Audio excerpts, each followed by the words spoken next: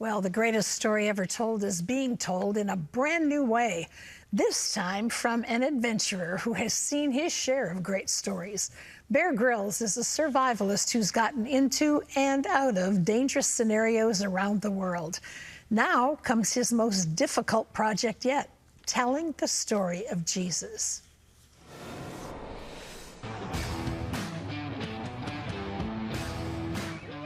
Famous adventure seeker, TV host, and prolific author Bear Grylls has hosted more adventure shows than anyone in history.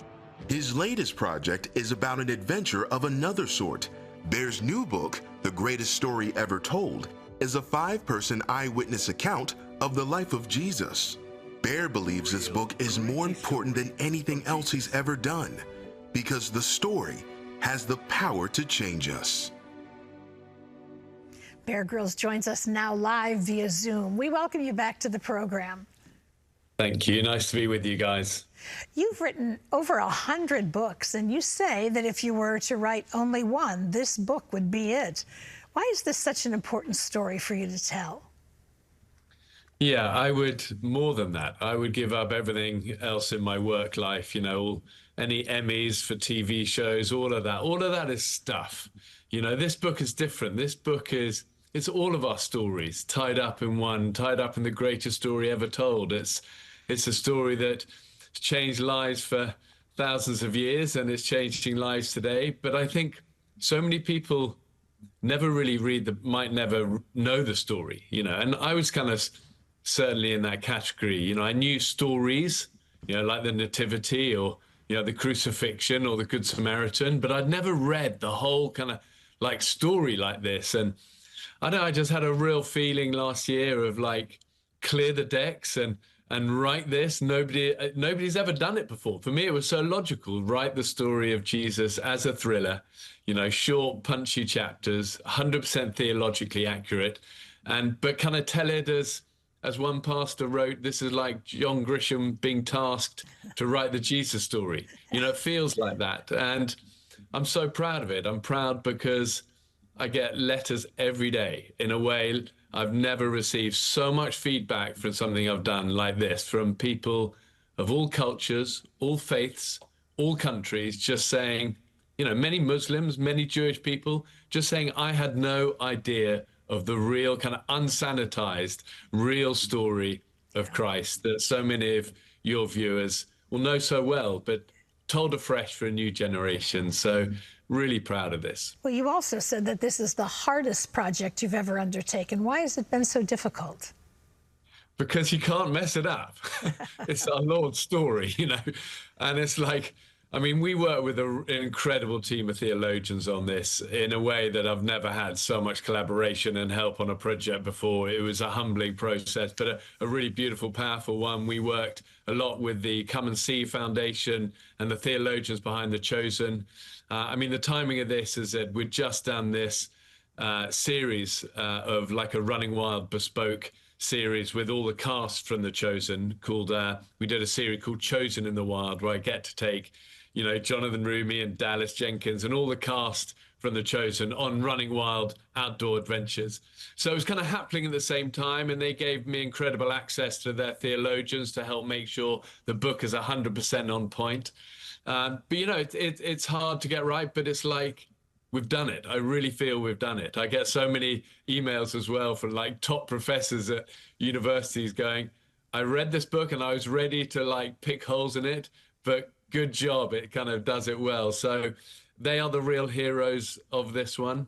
And it also, in many ways, I feel like this is no longer really my book. You know, it's kind of outgrown that. It's like got a life of its own now, and it's just gone all over the world. And my vision for this is to put a copy of our Lord's story, the greatest story ever told, into every person's hands in every country all around the world. That is the goal. It's the first time the Jesus story has ever been to #1 in the bestsellers, you know, actually just telling the story of Jesus. So that was a dream come true as well. But I feel we're just beginning. Yeah, you did a great job of coordinating all of the 5 perspectives of the life of Christ. You traveled all over the world recently, and it took you to the Dead Sea for the series Refugee, Renegade, Redeemer. What did that experience teach you? Well, it was incredible because we were there literally.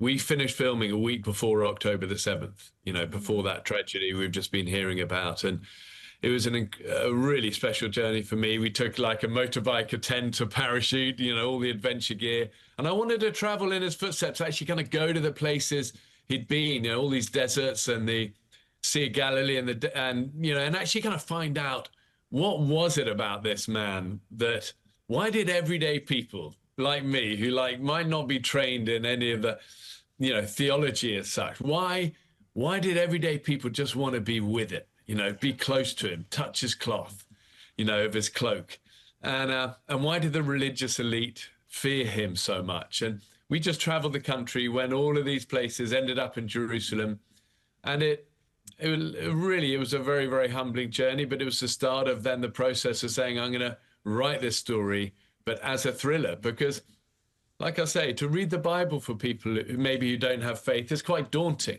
but this is a really beautiful bridge into the story. And that was always the goal, open up what we've found to millions of people. The eyewitness account that you've written told the perspective of a mother, a skeptic, a fisherman, and more. Did you learn things from doing it this way that differed from perspectives you might have had before? Well, I think I write it from these different perspectives because it's all of our stories then, whether we're the, young Mary who's nervous and scared of everything ahead, but trusting and faithful, whether we're the skeptic who refuses to believe, whether we're the impulsive, reckless fisherman who's just kind of all in, whether we're the clinical, whether we're like Mary Magdalene, who I finished a book with, her sort of eyewitness journey with Christ, who was so broken and then just loved this man.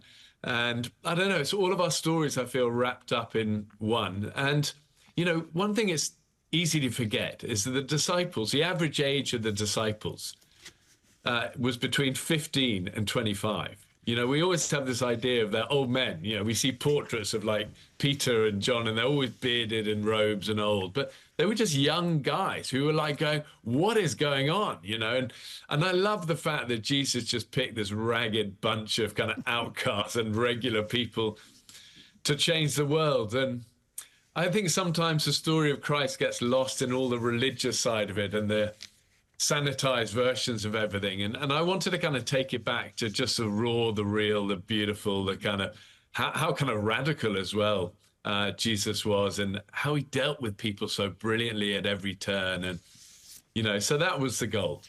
Well, I know as people read this, they're going to find it such an easy, I couldn't put it down. I kept wanting to go from one character to the next. What do you want the message that people take away from the book to be?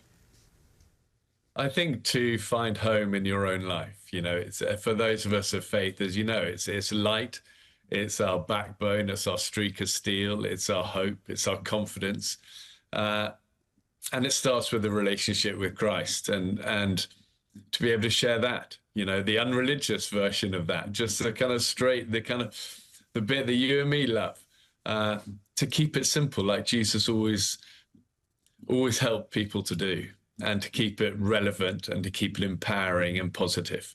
So I think the world needs faith more than ever. We need unity and peacemakers more than ever. And I hope this builds bridges, brings people together, and shows people the light. Yeah, I hope so too. The book is called The Greatest Story Ever Told, an Eyewitness Account. And as you just heard, it's the most important one Bear has ever written. You can pick up a copy wherever books are sold. Bear Grylls, thank you so much for being with us today. Hope it goes well. You're so kind. God bless. Take care.